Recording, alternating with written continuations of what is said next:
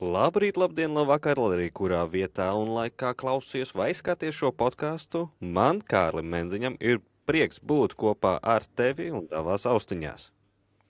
Un kā parasti, es, Jānis Bekers, esmu šī pieslēguma otrā galā un runājam mēs kā parasti par elektroautomašīnām, par jaunumiem, par tēmām, kas mums ir aktuāls, kas visiem nozarē ir aktuāls tepat Latvijā, Baltijā un arī pasaulē.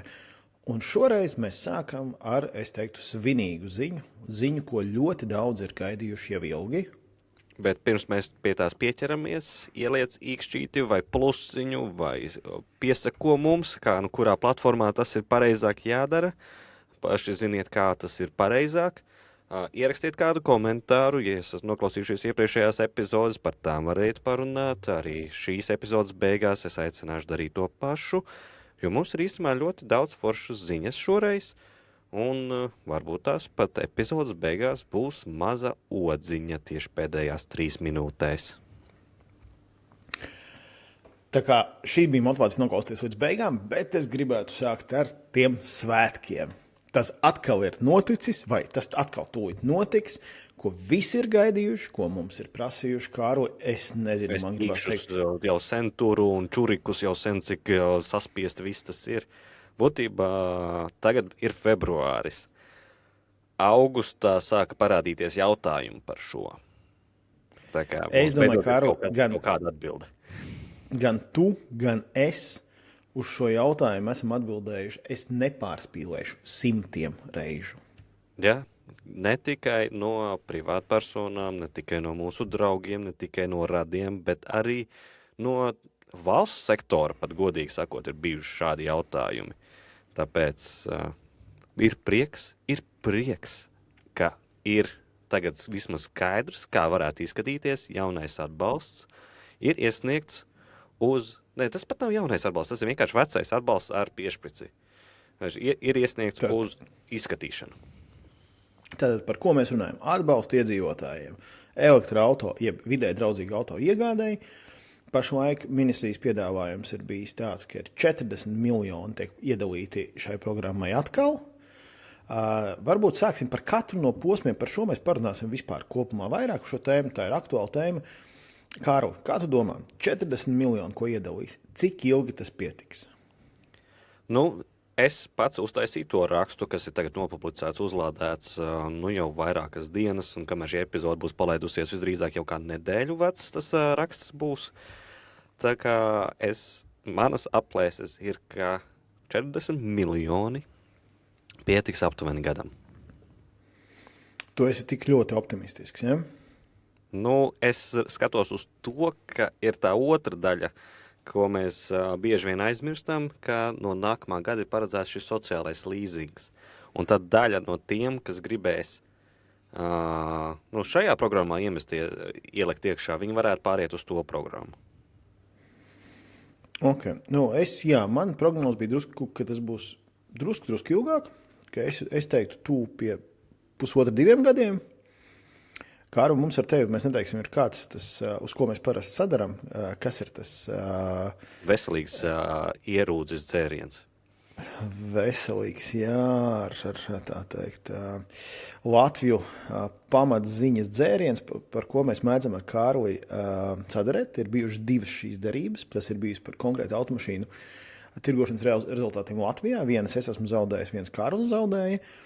Un tad, Kārli, liekam tā, tu saki, ka pietiks gadam, kopš atbalsts tiks palaists.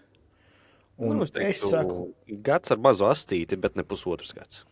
Sākās tagad, ja? Tā, lai būtu precizējuši. Tā. Labi, sākam. Tā, un es saku, ka ir 1,5 vai drusku pāri. Nofiksēju, visi klausītāji ir piedalījušies un varēsim atskaitīties, kad būs pagājis šis laiks, kā šīs derības beidzās. Jā, bet tālāk runājam, kam ir šis atbalsts. Tātad tas ir, tā kā jau tas bija, tas ir privātpersonām, attiecināms atkal ir dalīts starp cilvēkiem, kas ir ar goda ģimenes status, jeb daudzbērnu ģimenēm, un tiem, kas nav.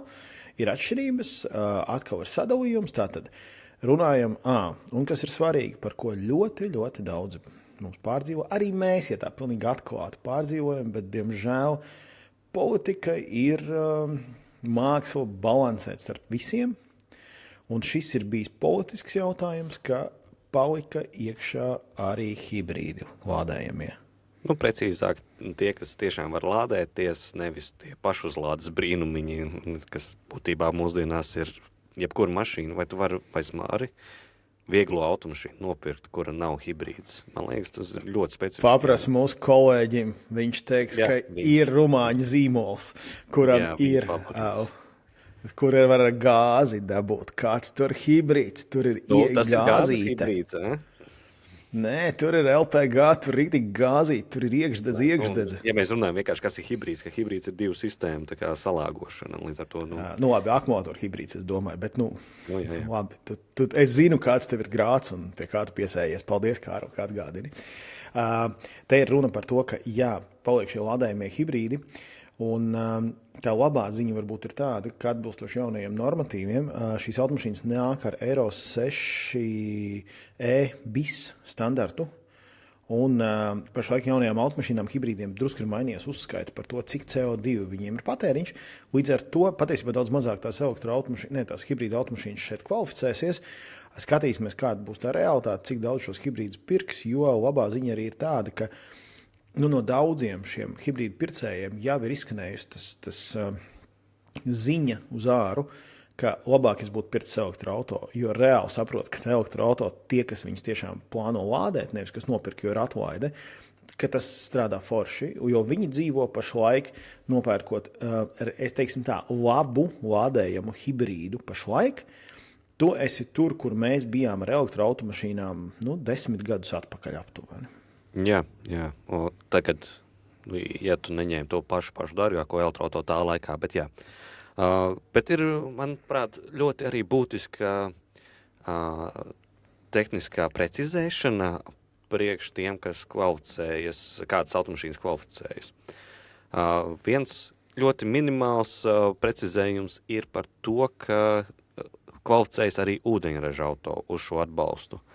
Mums ar Jāni ir stingrs viedoklis, ka nevajadzētu to darīt, bet ir labi, ka visas bez emisiju tehnoloģijas tiek atzītas kā derīgas.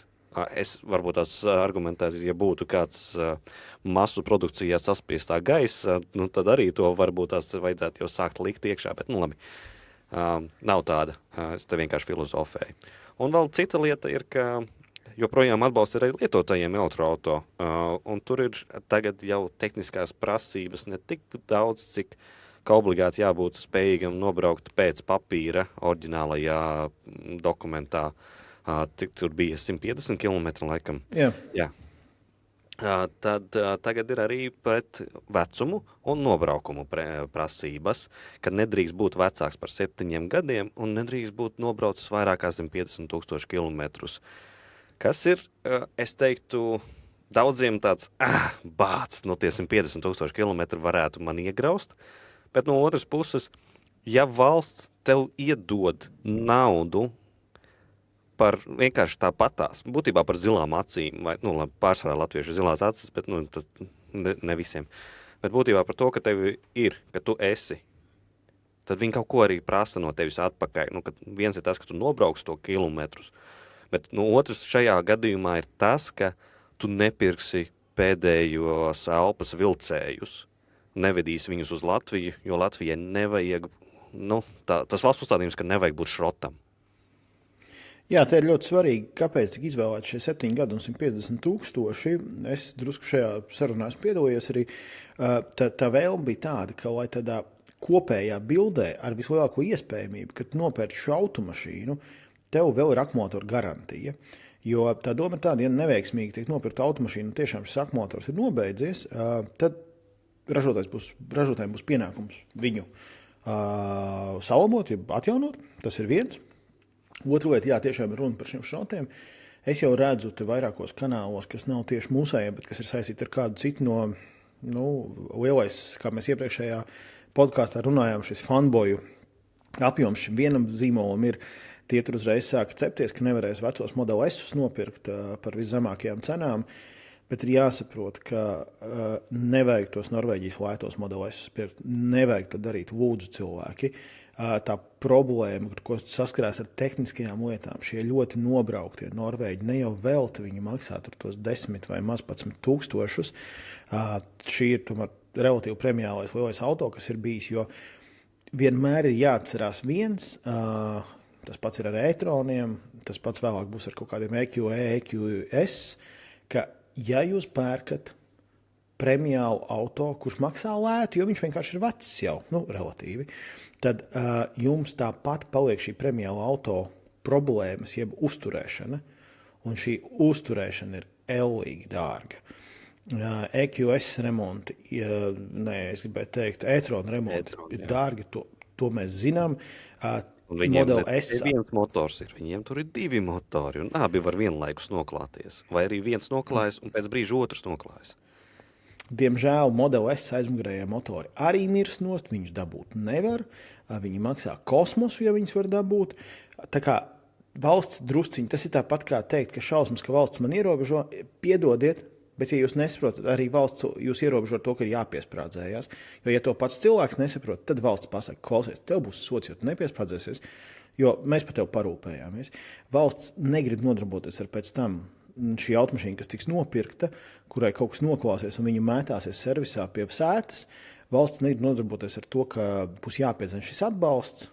Pēc tam teiks, redz, man iedeva, un šausmīgā valdība, kas mums tipiski ir tagad teikt, ļaunā valdība vai ne sistēma, kas no manis tagad piedzen tur kaut ko, bet tāpēc valsts tavā vietā padara šo darbiņu un pasaka, klausies, ir kaut kādi ierobežojumi. Es par to esmu par.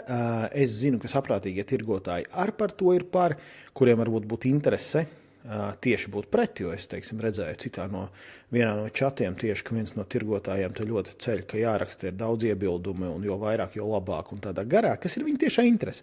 Bet citi tirgotāji, kas arī ir mūsu komunikācijas lokā, kas tiešām domā par savu reputāciju un domā, ko viens nopirks. Tiem, kuriem reāli interesē, kas notiek pēc pārdošanas brīža, tiem šis ir tāds labi, ka ielika. Jā, un es varu teikt, ka mums pat bija tas lūgums, vai mēs varam runāt par to, ka ir jābūt, bet tas nebija varbūt šī iniciatīva, bet tā arī bija jāsaprot, ministrijas iniciatīva par to, ka ir jābūt šim tomēr ierobežojumam, jo mēs negribam būt tur, kur mēs bijām 90. gados, kad mums bija šie vecie dīzeļi norakstāmie, mētājās pa visām sētām. Mēs negribam būt tagad ar elektroautomašīnām tur, jo viens no programmas netiešajiem mērķiem ir atjaunināt autoparku. Ja mums ir vidējais autoparks 14+, 14-15 gadu tā starpa, tad caur šo programmu mēs ceļam vidēju autoparku uz augšu, un tas arī ir svarīgs faktors. Bet es gribēju vienkārši par tām summām un to, kāds šis atbalsts ir.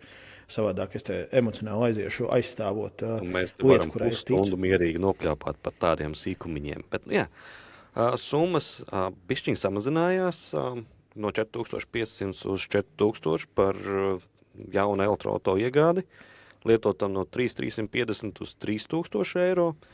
Plugins arī no 4500 uz 400 jaunām lietotiem joprojām nav atbalsts. Joprojām ir norakstīšanas schēma, tie paši 2000 eiro. Tā kā, ja tev ir dzīvi nodzīvojusi mašīna, kuras vērtība tirgu ir mazāk par 2000 eiro, tad kur valsts tev iedod uzreiz izejas biļeti.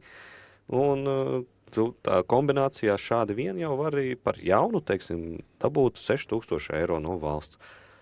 Goda ģimenēm līdz 6 sēdvietām 6750 eiro, sākot no 6 sēdvietām 9000 eiro, bet ir superīgs papildinājums, ka par katru bērnu, kas ir virs 3, sākot no 4. bērna, ir plus 1000 eiro. Tātad, ja tev ir jau tā 9000, bet tev tagad ir 4 bērni, un tad ir 10,000 eiro par 6+ sēdvietu automašīnu. Un kur tu vēl vari 2000 dabūt norakstot automašīnu? Jā, un man, kolēģei būtu tāda situācija bijusi, ja viņa iepriekš jau nebūtu izmantojusi atbalstu, tad tagad viņai būtu tā foršā pozīcija, ka tā mašīna, ja viņai ir tā 6 vai vairāk sēdvietas, ir būtībā ar ievērojumu pirmo iemaksu no valsts puses. Tas te arī manuprāt, jāsaprot, ka principā svarīgākais. svarīgi ir tas, ka lietoties automašīnās lielākā daļa cilvēku viņas pērk līzingā. Viņas pērk līzingā ar nosacījumu, ka viņam nav faktiski pirmās iemaksas, jo valsts veic šo pirmo iemaksu. Tas ir faktiski nopērts automašīnu bez pirmās iemaksas un maksā salīdzinoši zemu līzingu maksājumu. Tā kā man gribās teikt aplausi, ka šī programma atkal būs. Gribās ticēt, es zinu aptuveno plānu, ka aprīlī šī programma jau būs gaisā. Ceram. Tam vienkārši ir jābūt. Tam ir savas lietas, jo vajadzētu viņu tā kā prezentēt pareizi. Tā kā man ir liels prieks, un man gribās pārslēdzot tēmu, mest šo tiltiņu uz to, ka man ir milzīgs prieks, ka ne tikai privāti personas ar atbalstu, bet arī uzņēmumi bez atbalsta pērk elektriskās automašīnas. Jā, daļa uzņēmumi izmanto šo mazās atbalsta opcijas. Teiksim, viens no uzņēmumiem es zinu personīgi, kur es pazīstu cilvēkus, tas ir Hagberga apsaimniekošanas uzņēmums, kurš ir ļoti noelektrificējis savu autoparku, tik tālu, ka viņiem ir pat, man liekas, DC uzlādi jau uzliktu pie biroja, un viņi tur Viņiem tur ir baterijas arī, lai varētu visu menedžēt. Tur ir ļoti advancēti visu par to padomāts. Bet tā ir bijusi tieši...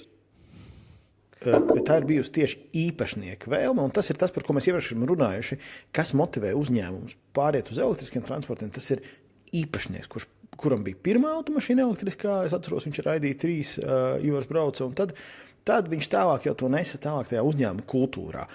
Bet te ir viens cits uzņēmums, kas nodarbojās ar līdzīgu pakalpojumu, kas ir faktiski Hagberga konkurence tikai plašākā apjomā, es domāju, ģeogrāfiskajā apjomā. Tas ir Sivinity.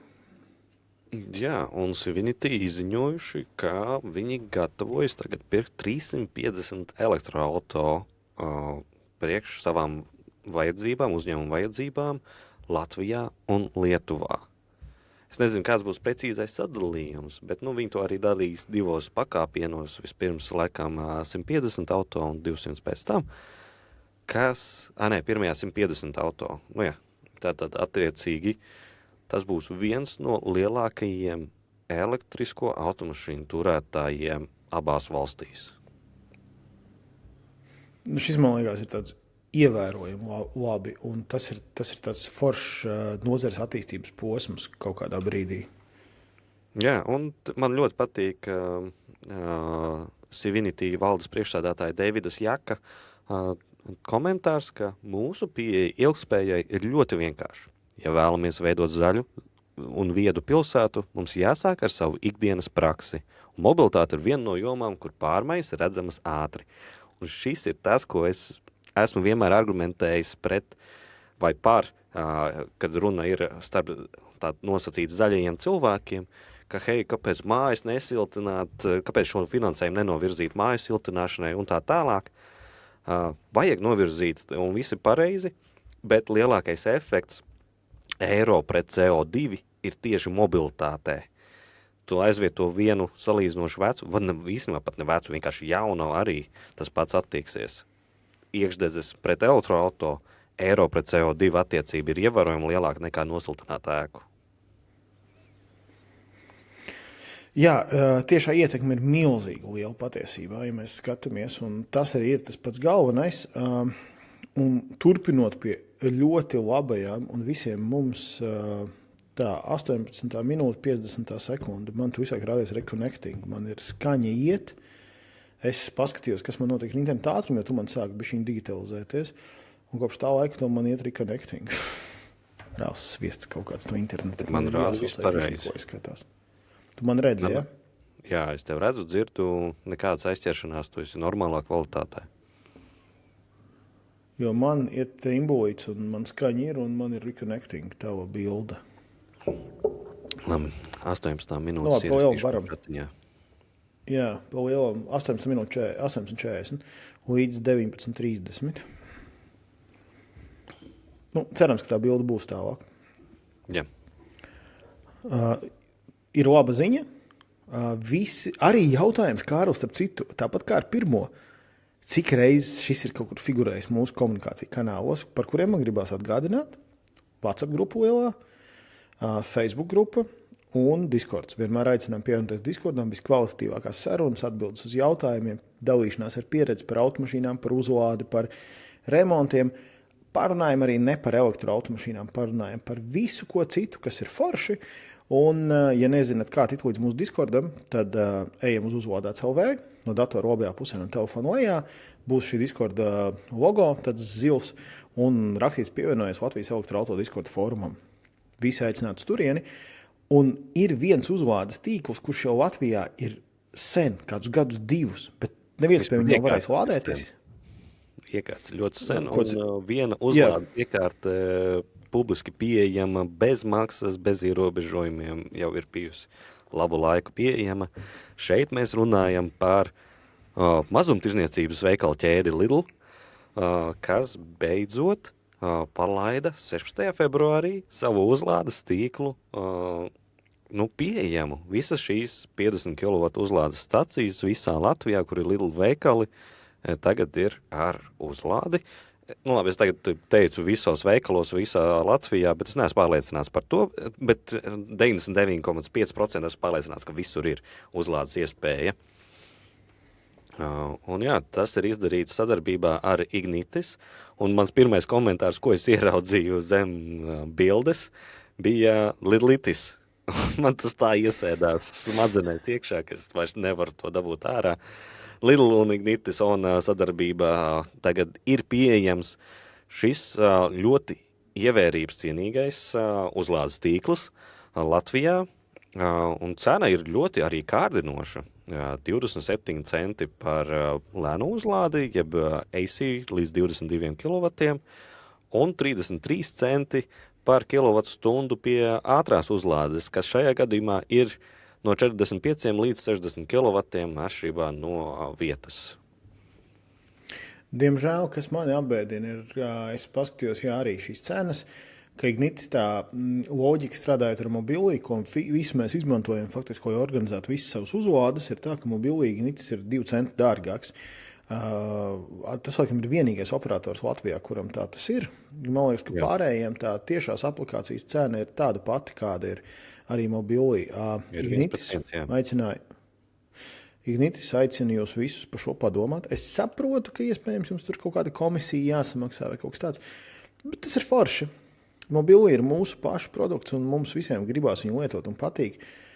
Ignitis izlīdziniet cenas. Tas būs forši pret visiem lietotājiem.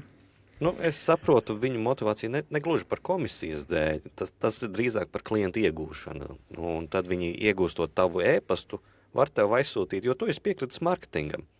Viņi aizsūta tev, hei, tu lādējies pie mums, kā būtu, ja tu dabūtu elektrību mājās no mums? Varbūt tās tev interesē vēl kāds no Ignitis piedāvātajiem produktiem. Tad saprotiet, vai tie 2 centi ir vērti jūsu e-pastu. Es saprotu, tur nav jautājums, es domāju, tikai šis mārketings, bet arī šī ielukošana savā sistēmā, ka tu nevis atver mobili, bet tu ver vaļā Ignitis on aplikāciju, ņemot vērā, cik daudz tomēr pašlaik šīs stacijas ir attīstītas. To es visu saprotu. Tā problēma varbūt ar daudziem, ar mani tā skaitā ir, ka es varbūt mazāk izvēlēšos viņus šī principa dēļ. Protams, ja būs pa ceļam, tad loģiski, ka es viņus izvēlēšos. Bet liela daļa Latvijas, un par to mēs arī uzstājam, tad, kad man kāds paprasa, kā lādēt automašīnas, kā redzēt visus lādētājus, es prasu, kādā reģionā, man saka Latvija, ej uz mobili, tur ir viss ir kārtībā. Tur jau ir, laikam viss, kas nav, tie ir kaut kādi ārējie, kas nav viņu pašu uzlādes stacijas, tāpēc, ka Neste jau ir iekšā, tas bija pēdējais, kas bija palicis no tīkliem. Tā kā mums ir mobili labi draugi, tā nav reklāma, tā ir vienkārši dzīves pieredze un prieks viņus izmantot. Jā, un paturpinot vēl pēdējo par Lidlitis, Lidls padalījās ar uzlādes statistiku Kalnciem ielā, kas man pārsteidz, jo tipiski šāda informācija netiek publiski izziņota, bet viņi pateica, vidējais uzlādes laiks Kalnciem ielā ir aptuveni 13 minūtes. Un man bija tāds, tātad tur cilvēki ir reāli, apstājas, uzliek mašīnu lādēties, iet veikalā, nedomā diži daudz, cik vajag uzlādēt vai neuzlādēt, nāk ārā, atsprauž un brauc tālāk. kas ir ļoti veselīgi, jo man likās, ka tur Kaunciem ielā visu laiku rindā stāv kaut kādi elektrobomži.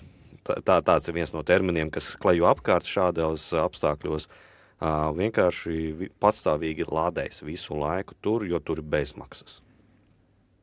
Man būtu aicinājums varbūt tiem cilvēkiem, kas tur visu laiku, kas tur daudz ir lādējušies. Es kaut kad agrāk arī esmu tur bijis, bet kaut kā ļoti sen nav sanācis piebraukt. Un es kaut kad biju un arī redzēju reāli stāvrindu, Kārli, tā ir taisnība. Vai gadījumā, varbūt varat pakomentēt, vai nav tā, ka lidols īstenībā bija ierobežojis šo laiku, un varbūt, ka tas pusstunda ir tas mākslīgi sanācis vidējais laiks, un ka uz papīra tas izskatās labāk nekā tas ir dabā. Nevis 30, bet 13 minūtes. Ja tas būtu 30 minūtes, tad es saprastu.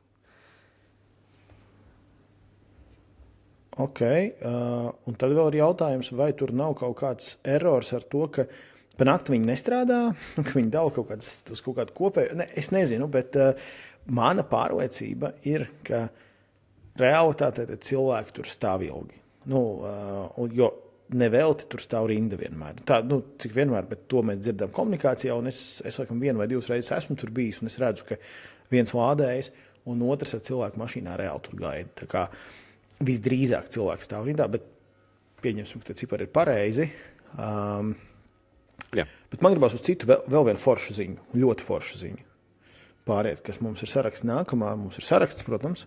Nav tā, ka mēs te zilā gaisā vienkārši braucam. Latvija attīstās ilgspējā, un Latvija attīstās arī bateriju enerģijas uzkrāšanā. Un ir paziņots jauns projekts, kas nāk no Slovenijā bāzētā Engen grupas. Es nezinu, vai es pareizi viņas izrunāju. Jā, Teslas bateriju pakas viņi ienesīs iekšā, kas ir pirmais, ja es nemaldos, Baltijā vispār, kas ienes tieši Tesla izstrādātāju bateriju risinājumu.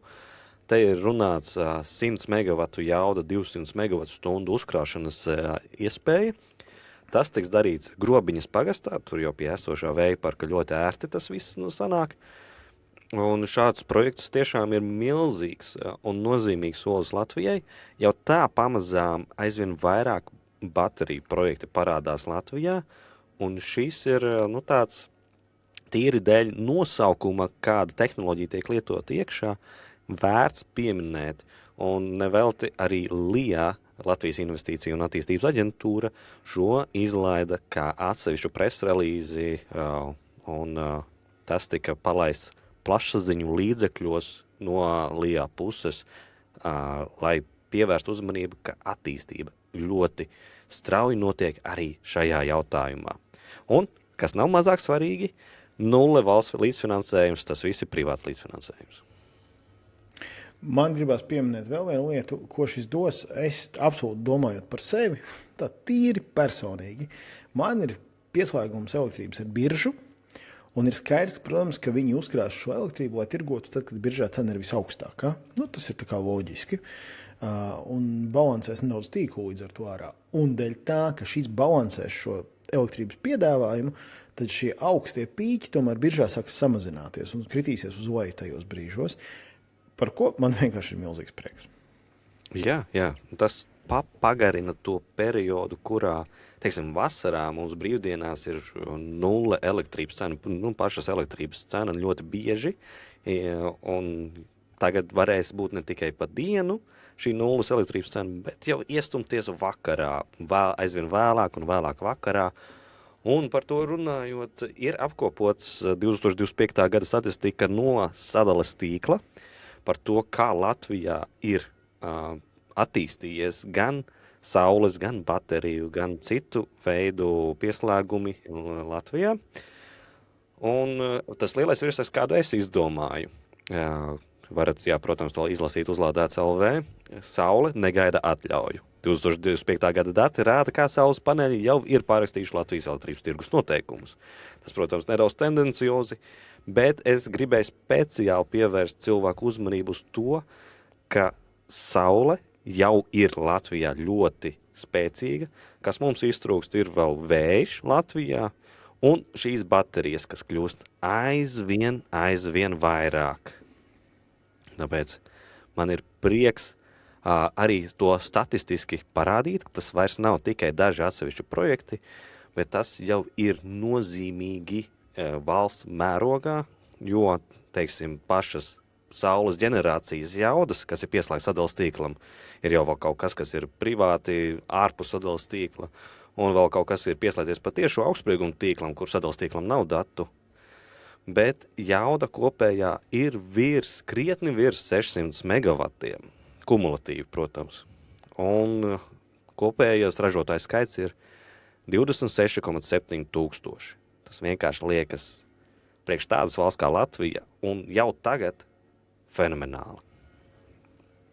Jā, tas skaits ir milzīgs, un man atkal gribās teikt, ka mēs visi gaidām pašlaik, kad sāks sniegs kust, vai Hesi var ieskrieties kārtīgi, jo tas arī mums ir milzīgs atsloks elektrībai, līdz ar to mēs saņemam milzīgu apjomu tīras zaļas elektrības, bet saule ir tas, faktiski jau tas apjoms jau ir izšāvis, tas ir bijis paldies valsts atbalstam patiesībā, nu, un tad gaidām to nākamo soli, kas ir šie vēja parku attīstība un tieši komplektā ar šiem bateriju parkiem, lai tas viss darbotos tādā vienībā, jo man arī ir kaut kādas sarunas bijušas ar tie, kas dzīvo relatīvi tuvāk vai kas brauc garām vēja parkiem, kas arī saka, nu, ok, vējš ir, bet ir tie brīži, kad viņi saprot, ka cena ir ļoti zema biržā un ka, diemžēl, turbīnas ir izslēgtas.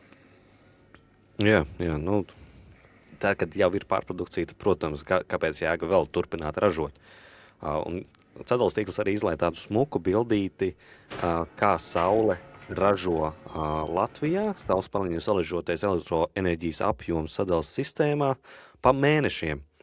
Skaidrs, jā, decembris viss slikti, janvāris arī turpinās viss slikti, bet būtībā jau no februāra un vēl izteiktāk martā Latvijā tāds smuks, tāds, kā to pateikt, uzkalniņš, pumpiņa, kur gigawatu stundās mērot, jūlijā bija pagājušajā gadā visaugstākais tās posms, jūlijā bija virs 80 gigawatu stundām tīri no saules paneļiem saražots, kas ir nodots sadales tīklā, un sadales tīkls jau ir atzinis, ka atsevišķos reģionos dienas vidū rodas tā pretējā plūsma, ka nevis sadales tīkls nodot elektrību patērētājam, bet šis patērētājs, angliski prosumer, strādā pretējā plūsmā, un sadales tīkls jau dod nevis lejā, bet augšā uz pārvades tīklu elektrību. Un tas nozīmē, ka beidzot Latvijā ir situācija, kad notiek divvirzienu kustība elektrībai tādos lielos apjomos, nevis atsevišķos gadījumos, bet jau tādo valstiskā mērogā.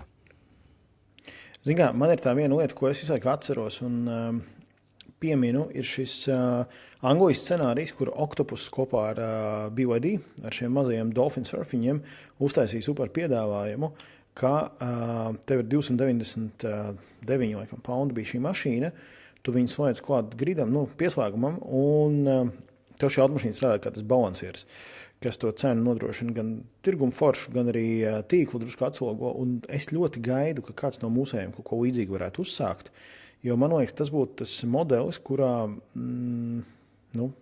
iet uz to nākotnes elektrību un uz to, lai tas kopējais patēriņš izlīdzinātos, lai mēs tiešām kļūtu vēl zaļāki, jo tajā brīdī, kad pie tās vada pieslēdzās daudz šīs automašīnas, kurām nav obligāti jābūt šim konkrētajam BYD, bet vispār daudz automašīnas, un kaut kādās tajās stundās tiek izmantot šīs automašīnas, mēs varam absolūti vēl vairāk pāriet uz absolūtu zaļu elektrību. Jā, tā izskatās, ka jau iepriekš mums ir tā vēsturiskā vērtība, ka Hesi mums ir, kas palu laikā būtībā var nodrošināt Latviju un vēl eksportēt uz Igauniju un Lietuvu, un tad tagad ar saules paneļiem un baterijām un vēja parkiem mēs šo posmu, kur Latvija nepiesārņojot tiešā veidā nekādi dabu, spēj būt pašpietiekama. Mēs tagad nerunājam par visu caur gadu, mēs runājam par atsevišķām dienām, varbūt tās pat nedēļām gadā, jo mēs esam tikai sākuma posmā. Un tas, protams, paceļ to lielo jautājumu, kas notiks ar Rīgas teciem, jo viņiem tas eksploatācijas paredzētais laiks ir vēl diezgan gadi priekšā. Nu, te ir tas jautājums, ka varbūt tās viņi kļūs par peaker plant, pīķu stundu nodrošinātāji. Un, protams, mums ir ziemas, kā teiksim šī ziema, kur viņi ražo siltumu, priekš kam viņiem neražot arī elektrību pie viena, attiecīgi pa lēto. Jā, un pārstāvoties varbūt tās no šiem konkrētiem elektroauto un elektrības jautājumiem uz tādiem elektroauto, es kaut kā te neveiksmīgi izteicos. Mums ir valsts priekšā. Jā, man gribās atkal pieminēt to valsti, kuru mēs saucam par jauno Norvēģiju. Tas nav šāds Amerikas, Grenlandes jaunā Amerika jautājums. Bet konkrēti te ir runa par Dānijas izaugsmi elektroauto skaita ziņā. Jā, Dāniju mēs šajā ziņā esam saukuši par jauno Norvēģiju, un tas visiem skaidrs, tāpēc, ka Norvēģijā ir super izšāviens ar elektroautomašīnām bija, un arī Dānija tagad rāda vienkārši nereāls ciparus. Mēs skatāmies 5 gadus atpakaļ, Dānijā bija 5 gadi atpakaļ, padomājam, ja? 32,000 elektroauto. Tagad atskatāmies, cik mums ir elektroautomašīnu. Mums ir nopaļosim uz 15,000. Es teikšu tā, apaļosim puse no tā, kas bija Dānijā 5 gadu atpakaļ. Pašlaik viņiem bija 5 gadu atpakaļ 32,000. Un, tā teikt, pusotru nedēļu, 2 nedēļas atpakaļ sanāk, bija tas moments, kad Dānijas elektroauto skaits izlīdzinājās ar dīzeļa automašīnām. Un pašlaik Dānijā ir 554,000 elektroauto. Jā, iedomājieties, pārmaiņas notiek lēni, līdz tās ir notikušas. Un šeit ir tas, ka vēl, teiksim, 23. gadā neviens nerunāja Dānijā, ka hei, no elektroauto, kuru katru brīdi iemainīs lomas autoparka sadalījumā un būs populārāk par dīzeļiem. Un tad pienāca 24. gads, baigi tuvojas, jo 24. gadā bija aptuveni 300,000 elektroauto. Un tad 25. gadā 500,000, kur katru brīdi jau pārspēs dīzeļus. Un 28. gada 1. mēnesī, bām, atšķirības starp dīzeļa auto skaitu un elektroauto skaitu Dānijā ir identiska. Ņemot vērā tendences, mēs jau varam runāt, ka dīzeļi ir mazākumā. Man gribās teikt, ka šī ir tāda laba ziņa, un droši vien jau, ka mēs arī līdz tam nonāksim. Te ir tā starpība, ka mēs arī tur būsim iespējams tos 5-7 gadus vēlāk. Es par šo arī esam daudz runājuši, ka mēs esam šis izteikti otrreizējais un trešreizējais tirgus, un mēs šo saņemam ar šo 5+ gadu nobīdi, jo vienkārši tās automašīnas, kas Eiropā ir jaunas pašlaik, tās būs tās, ko mēs pirksim. Bet tikai mēs viņus pirksim pēc tiem 5, 7, 10 gadiem. Tieši tā, un jau var redzēt, ka tā procentuāli, ja skatās Latvijas jauno un lietoto auto tirzniecību, kas nāk iekšā Latvijā. Ja starp jaunajām mēs runājam par kaut kādiem 7-8% 2025. gada izteiksmē, tur ir vēl nianses, kāpēc mums tas procents nokritās pret iepriekšējo gadu, bet lietotajos mēs runājam par 2-ciparu skaitli. Attiecīgi mums jau lietotajos ir ievērojami lielāks īpatsvars elektroauto nekā jaunajos. Un ja Dānijā tagad jau mēs runājam, viņi ir nākamā Norvēģija, kur ir tuvu 100% no jaunajiem tirgotajiem. Ar 5 gadu tiešām, kā Jāni, tu teici, vai tiešām man negribas to tagad vai skaļi afišēt, ka mums arī būs tuvu 100% lietotās mašīnas elektriskās.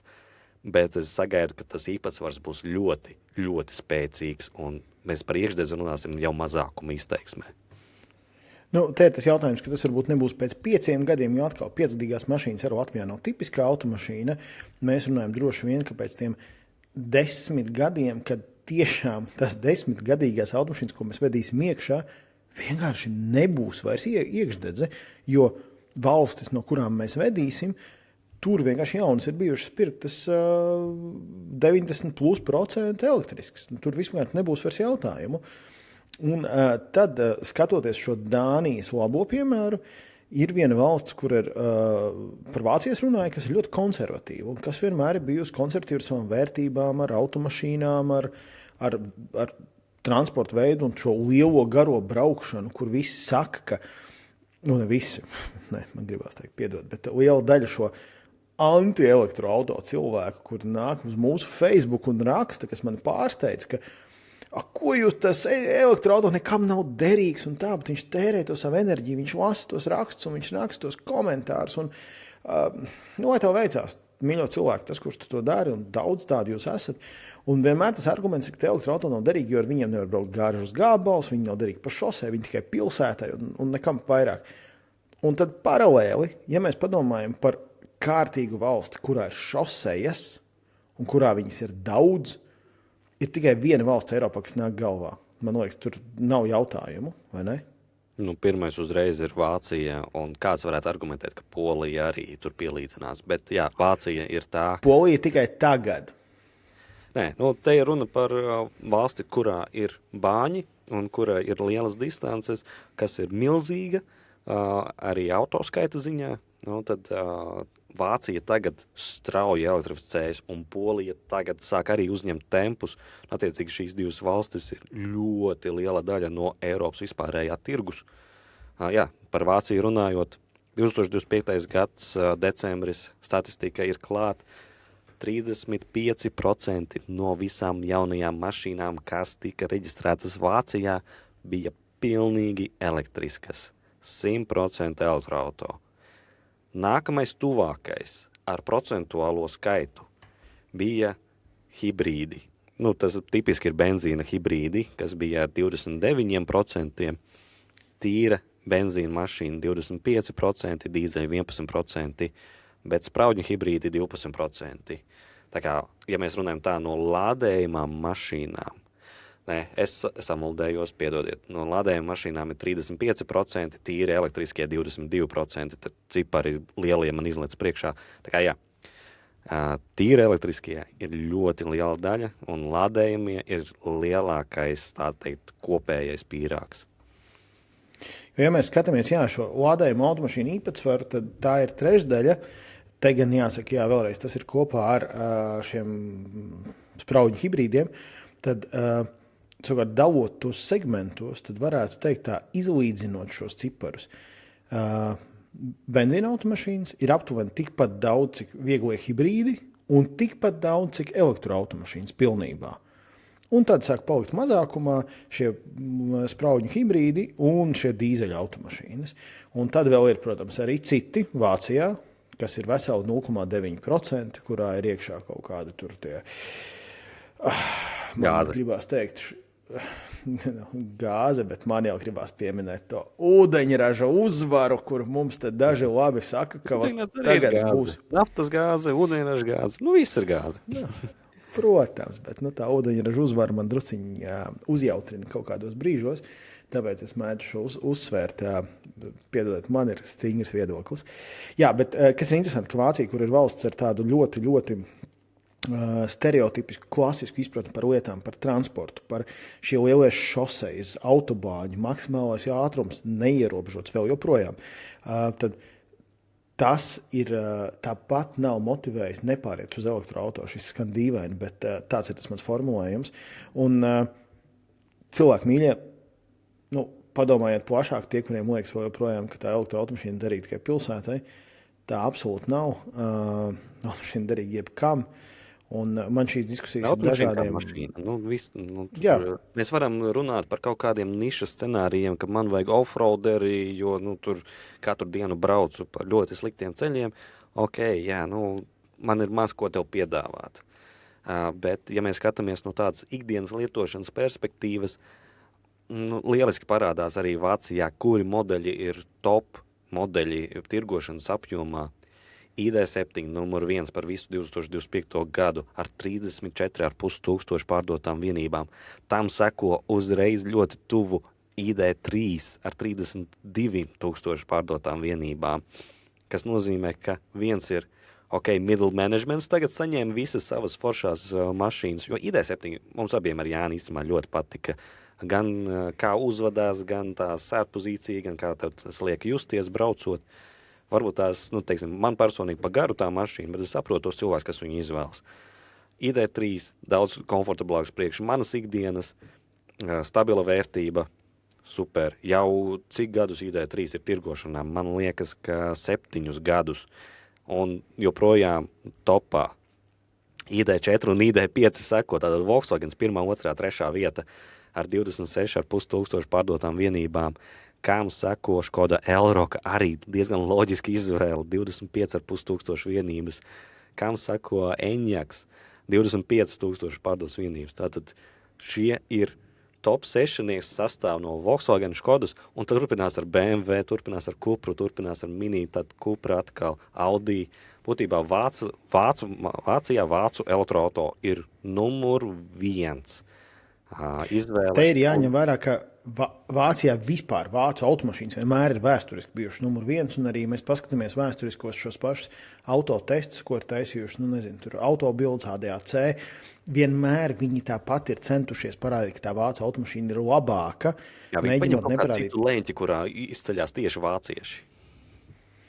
Un tas vienmēr tā būs. Un es teikšu tā, ka es viņus ar to apbrīnoju, jo savā ziņā viņiem nav šī pieeja, kas ir mums iekšā ļoti bieži, tīpaši sociālos tīklos, ka viss pie mums ir slikti un citur ir labāk. Tad viņi dara pilnīgi pretējo, viņi vienmēr ir ar pozīciju. Pie mums viss ir labi, mūsēji ir labākie, tie visi citi ir sliktāki. Un globāli man liekas, ka ar šo domu ir jādzīvo. Un tā mēs te valsts līmenī mēs kļūsim labāki. Mēs ar apziņu, ka mēs esam veiksmīgi un mums viss sanāk, mēs daudz vairāk sasniegsim, nevis sēžot ar šo raudāšanu, ka mums nekas nesanāk un ka mēs esam pēdējie Baltijā vai tur kaut ko citu. Paskatāmies no tā leņķa, kur mēs esam pirmie un galvu gaisā un ejam uz priekšu. Un par Vāciju runājot, man gribās vēl viens datus pieminēt, ka mēs zinām, ir bijis lielākais elektroauto ražotājs Ķīna, un nākamais valsts bija Amerika visu laiku, vai ne? Būtībā tā ir Teslas, jā. Jā, un ir pienācis brīdis, Te mēs runājam par elektroauto ražošanu. Jā, tieši par elektroautomašīnām, un ir pienācis tas brīdis, kad Vācija ir apsteigusi pat Ameriku un kļūst par 2. lielāko elektroauto ražotāju valsti. Apsveicam Vāciju. Mēs redzam, ka vācu ražotāji šo kursu ir ne tikai paņēmuši, bet viņi konstanti iet, un te es zinu, ka mums bija atkal kaut kādi teksti par to, ka Stellantis tur kaut ko saka pārdomāt. Es ļoti atvainojos, ja jums ir pret 2026. gadu mēreni nepārāk izcils produkts, tad jūs sakat pārdomāt un teikt, ka problēma ir industrijā, nevis savā produktā. Jā, nevis tavā produktā. Aizies pogūji, paskaties. Diemžēl tā problēma ir Stellantis grupas attīstībā un konkrēto modeļu attīstībā. Bet vācieši ir gājuši ļoti stabilu scenāriju. Mēs redzam lielie ražotāji, tāpat VAG grupa. Mēs iepriekšējā podkāstā runājām arī par to pašu jaunajām Škodām, kas nāk ārā. Daudz būs jauni modeļi vāciešiem, kas tur būs elektriski.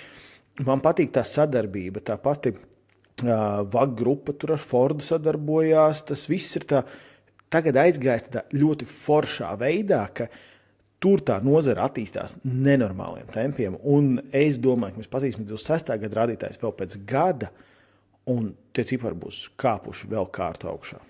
Tagad, tajā brīdī, kā MEB Plus platforma ieslēdzas, tad ir vienkārši bum. Es domāju, tas būs tāds sprādziens.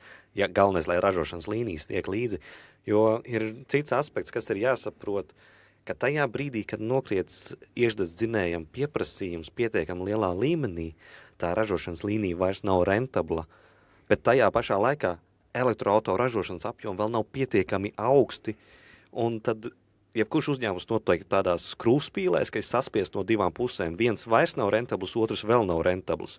Ko tajā brīdī darīt? Un tīri dēļ apjoma jautājums. Un izskatās, ka Vācija nonākusi tajā brīdī, kad elektroauto ražošanas apjomi ir tajā līmenī, lai runātu par rentabilitāti, ka katrs modelis tiek pārdots ar ieguvumu, ar peļņu.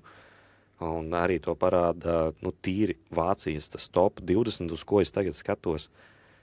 Vienīgais, kas tā kā izceļas, kas nav kaut vai Eiropietis, ir Tesla Model Y un Kia EV3. Tie divi, Hyundai Insters arī ielicis ir topā iekšā, tas ir pārsteigums īstenībā, ka Hyundai Insters ir tik populārs Vācijā. Jā, Bet viņi visi ir topā apakšgalā. Ir VAG grupa, BMW grupa, Mercedes grupa. Un es Fordu ielieku pie Volkswagena, jo tas ir apakšā Volkswagens ar Ford emblēmu. Jā, un te runājot par šo konkrētiem modeļiem, man gribās pieķerties arī tēmai, kas ir saistīta ar kopējiem modeļiem visā Eiropā. Ja mēs skatāmies, tad elektroautomašīnas, kas ir pārdotas Eiropā, kas varbūt mani drusciņi pārsteidz, tomēr ņemot vērā šo pagājušo gadu un šīs visas varbūt šo īpatnējo attieksmi pret Amerikas politiku un tieši pret Elonu Musku, vēl joprojām 25. gadā visvairāk pārdotā elektroautomašīna Eiropā bija Tesla Model Y. Ar 151 numur 1, bet ar tādu galvas tiesu pārākumu. Un vēl mēs visu laiku lasām, cik Teslai slikti iet Eiropā, tur mīnus 30% pret gads no gada, un jau iepriekšējais gads nebija tas labākais. Bet, kad paskatās pirktāko auto topu, labi, Vācijā nē, bet Eiropā kopumā numur 1, 151,000 pārdot vienību. Man gribās nedaudz pavilkt uz zobu Dacia fanu, vienu publiski zināmu Latvijā, kurš visu laiku saka, ka Tesla ir autoražotājs, kas ir beidzies jau vai ir norietā. Jā, viņš to saka 5 gadus. Labi, lai viņš saka, cik grib gadus, bet gribās viņu pavilkt uz zobu ar to, ka, ja pirmā vieta ir Model Y, tad otrā vieta ir Škoda Eroq, un šī atšķirība ir pret 94,000 Škodu Eroq ir 151,000, ja faktiski 50%, pat vairāk kā 50% vairāk ir Model Y. Par šo ir vērts padomāt, vai tiešām tā Tesla ir tik ļoti norakstīta. Tagad jāsaka, ka 4. vietā Tesla Model 3, 86,000 pārdotas vienības. Nemaz tik daudz no Elroka neatšķirās. Jā, un tagad jāsaka, ka Model Y principā ir, varētu teikt, Eiropas automašīna, jo to ražo Berlīnas Gigafactory. Giga Berlīna. Milzu rūpnīcā, man tā gribējās pateikt, laikam latviski, es nezinu, kā to nosaukt. Bet man ir vēl prieks par 3. vietu karu. Tu zini, tā ir man pagājušā gada mīļākā automašīna, un es tā arī nesen te ar vienu nozares cilvēku runājām, tieši par pagājušo gadu apspriedām vairāk par pasākumiem un par visu, kas mums Latvijā ir bijis, un varbūt kā viņi redz to nākamo gadu un šo gadu, un kur viņi tur grib piedalīties. Un es teicu, man absolūts pagājušā gada fan un top automašīna ir Renault 5. Un to ir novērtējuši ne tikai es, ne tikai mūsu žūrija Latvijas gada e-auto, tad šo ir novērtējis arī pasaulē, jeb šajā Eiropā pircējs. Jo Renault 5 ir ierindojies 3. vietā starp vispārdotākajām elektroautomašīnām Eiropā ar 92,000 pārdot, vairāk kā 92,000 pārdot automašīnu. Man liekas, ka superforšs rādītājs, man ir milzīgi prieks par Renault 5, es esmu absolūts viņa fans.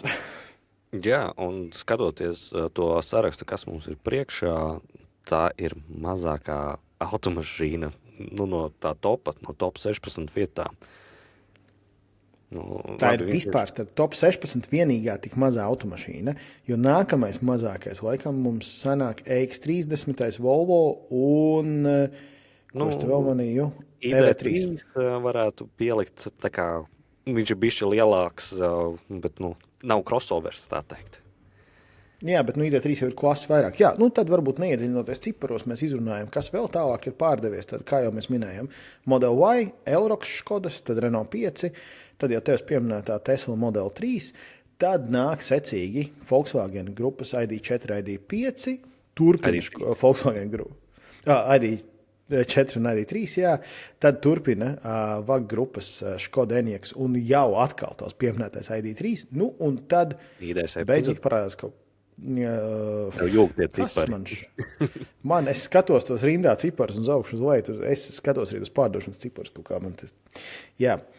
Un tad 9. vietā parādās BMW ar iX1.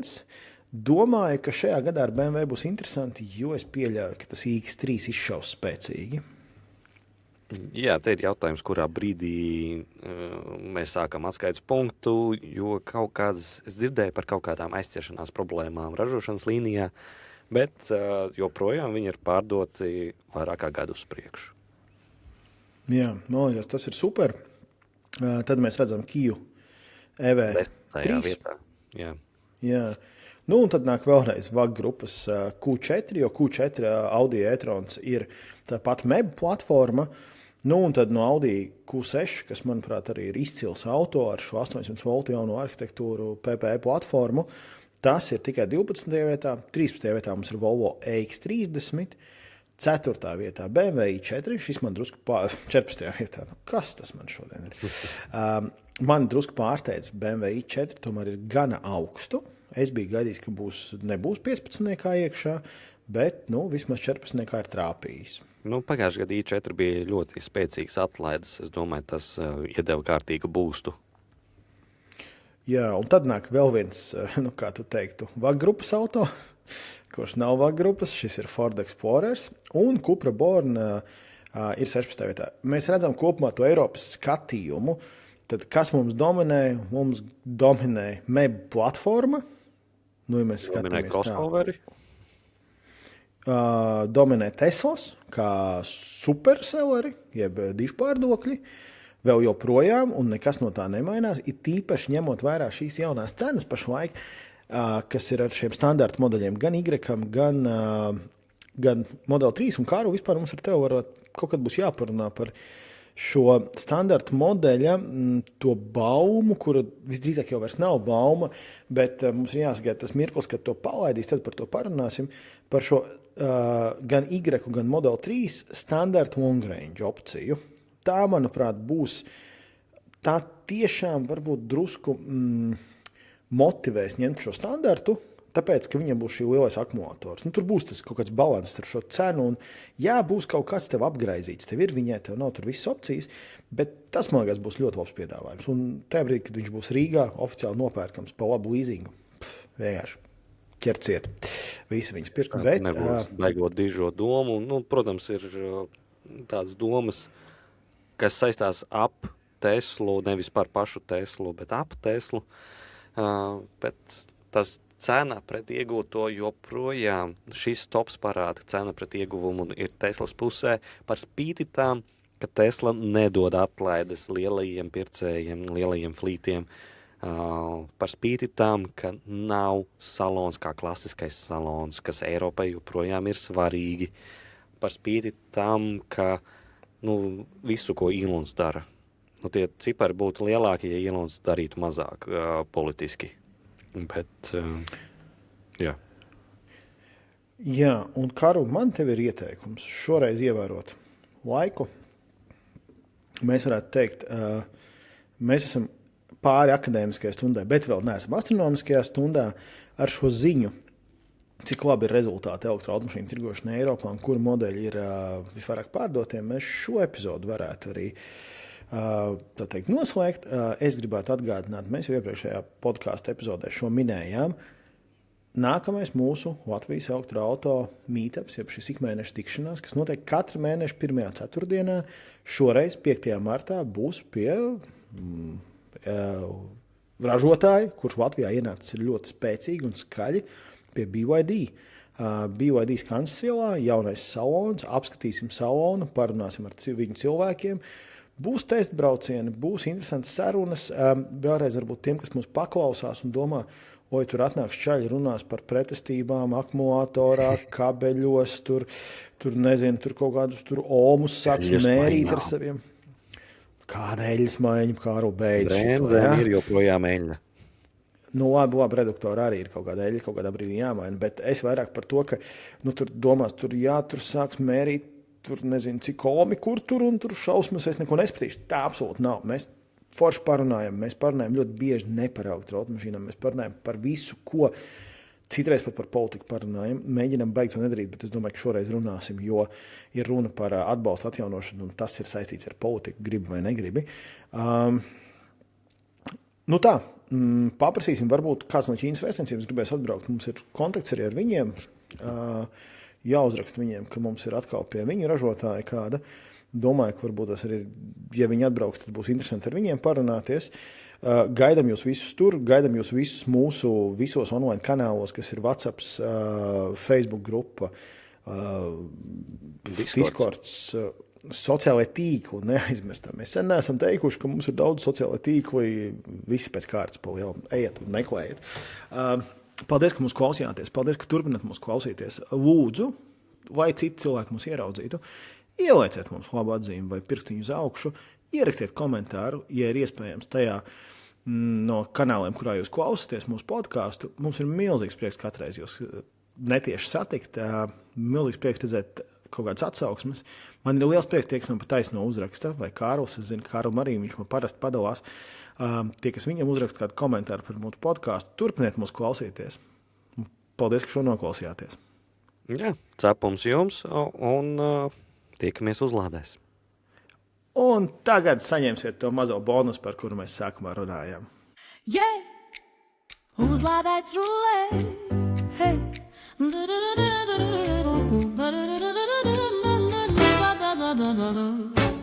Kad gribi zināt, kas tālāk brauc, kur pasaule lādējas, kur spēks mostas augšup, te nav baumu tikai skaidri skaidri, te runā skaļi un tu vari tiem ticēt. Elektroauto rindās stāv, jaunas trases, jauni plāni galvā, atjaunīgi vairs nav sapņa stāv. Tas ir šodienas kurs, tas ir mūsu stāsts. Uzlādēt, līderi spēlē, te ritms ir fakti, nevis tukša dīri. Lādēt, virziens uz priekšu, jaunākās tendences rāda, tev ceļi uzlādēts. Vārds, kam tiks, no pilsētas sirdīm līdz mazām mājām, viss uzlādēts, uzlādēts. Mēs ejam tālāk, jo jūs spīdat spilgti. Valsts galdiem karstas māpas krīt, viņu pētījumi palīdz lēmumus tvīt. Universitātes lekcijās skan viņu grafiki, kas rāda, kur iet un kāpēc gan. Labāk dzīves veids nav tāla plūdmalē, tas ir velosipēds, zaļš šams un gudra ielējā komanda strādas, maida sējās deg. Katrs aks ir solis, kur nākotnē kļūst tuvāk vēl. Uzlādēt, līderi spēlē, te ritms ir fakti, nevis tukša dīri. Lādēt, virziens uz priekšu, jaunākās tendences rāda, tev ceļu uzlādēts. Vārds, kam tiks, no pilsētas sirdīm līdz mazām mājām, viss uzlādēts, uzlādēts. Mēs ejam tālāk, jo jūs spīdat spilgti. Pavaru var, pārtu var, varu, varu, varu, varu, varu, varu, varu, varu, varu, varu, varu, varu,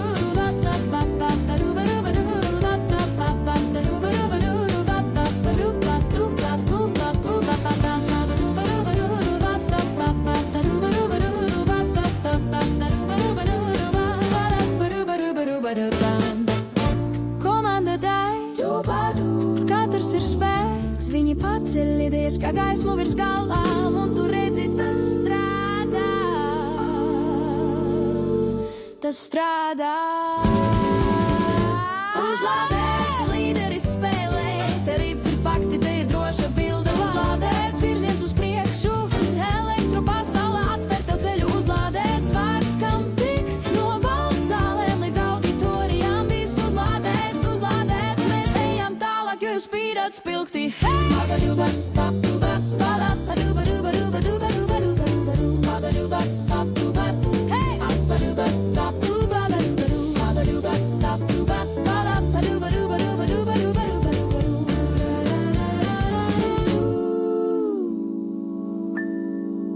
Ba ba ba do ba do.